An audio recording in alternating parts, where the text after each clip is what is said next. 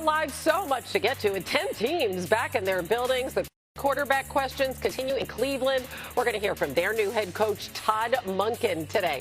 Plus, how about an all-quarterback mock draft? Yep, you got it. Ben Solak stopping by to reveal where he has all of the QB prospects landing in this year's draft. And the latest on the giant issue developing in New York. Defensive tackle Dexter Lawrence wants a trade. Is that a good idea for the G-Men? And, well, who should be on the phone calling New York?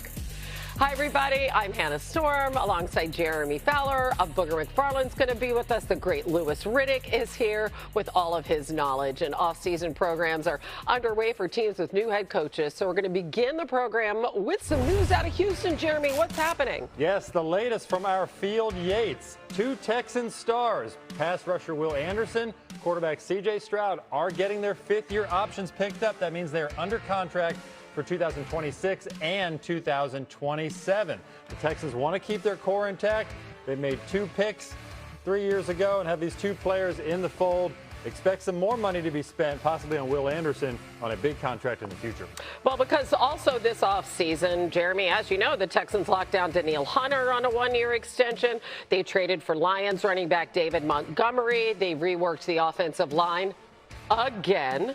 Houston holds the 28th pick in the draft, coming off 3 straight divisional round losses under DeMeco Ryans. And Louis, we have talked about it ad nauseum, but just to remind people, CJ Stroud, 5 fumbles against the Steelers, 4 first-half picks against the Patriots. It was just an absolute disaster. How do they move beyond their playoff woes? Yeah, I think a lot of this obviously starts with CJ himself. Obviously, ball security, making good decisions, throwing the football with accuracy. All of those kind of things are the kind of things that CJ is going to have to go back to the drawing board and really get into the film room and figure out why it was maybe that he took some chances with the football that he didn't need to. What does he have to do as far as making sure that the ball's coming out on time, that he's protecting the ball better in the pocket, and then, as a team, and as a front office, they got to make sure that this offensive line is straight. Look, they were 32nd in the NFL in run block win rate. That's just not, you just can't win that way. You cannot win with your offensive line being that inept.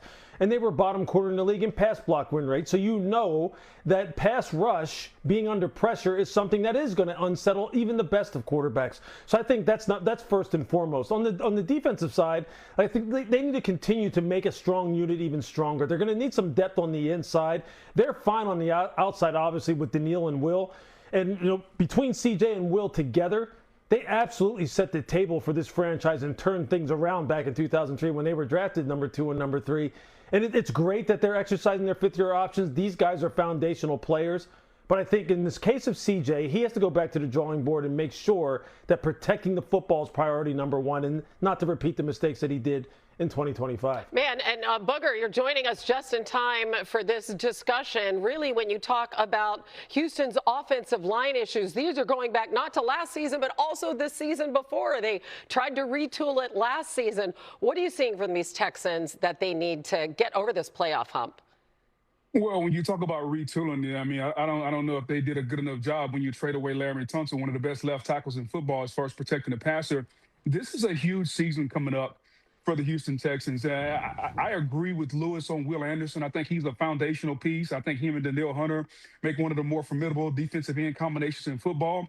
But the fact that you pick up the 5th-year option in your quarterback and you don't extend him, which, by the way, is not cost intuitive for the team, lets you know that they're not necessarily sold on CJ Stroud. Because if they were sold on him, you go ahead and extend him now and you go ahead and get this deal done. I think the last 2 years of CJ Stroud, if we really want to be honest, guys, he's regressed. They have to see him play more consistent football. Rookie year was absolutely outstanding, but I need to see more like the rookie year and less like the last 2 years. If you can do that, then this team starts to take the steps that we thought they could take last year, which is when you get into the playoffs, they had the best defense in football. Right. The best defense in football, and they didn't get the job done because the quarterback threw the football to the other team so many times. So I expect them to extend Will Anderson. They're going to beef up the offensive line so they can really evaluate CJ Stroud because they have to decide Is he the true franchise quarterback, or do they need to move on? Yeah, I mean, Jeremy, to that effect, you just heard what the guys said. Yeah. Are we looking at an extension for Anderson before CJ, or what's the word there? Yeah, I'm told that Will Anderson Jr. is a major priority for the Houston Texans. I do expect Houston to pay him at some point this offseason. He's now eligible for a new deal. He's a premier player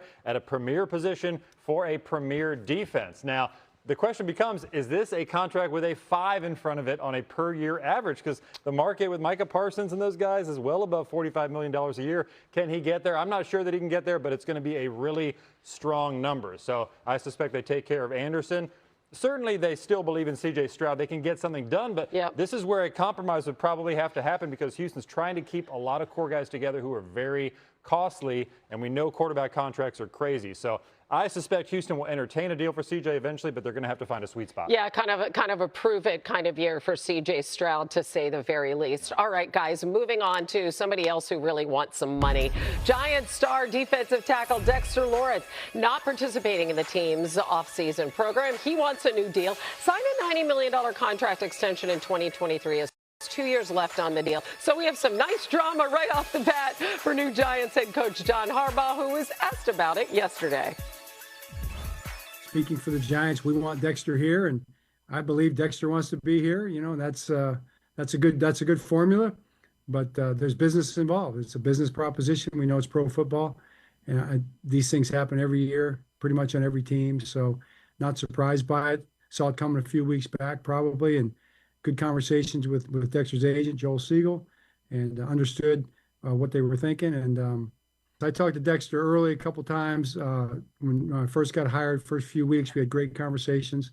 But once it moved into this type of conversation, it got to be about business, and we knew it was going to be an issue. Joel's preference was that we talked through him. This is up to Joe Shane to get this done. I know his contract average is about 11th among interior defenders, right? So he has a point. What's the latest?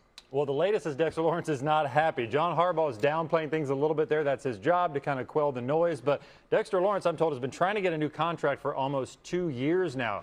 He's averaging on the last 2 years of his deal about $20 million per year. That's well below some of these top guys, even his younger players that are inferior to him. He feels like at 28 years old, he is still one of the very best. And so he wants this addressed, or he wants to be traded. The team has accepted the trade request, but they haven't shopped him. They don't want to have to move him, as you heard from John Harbaugh there. They'd like to try to find some sort of compromise. But there's going to be a robust market here. Teams are calling.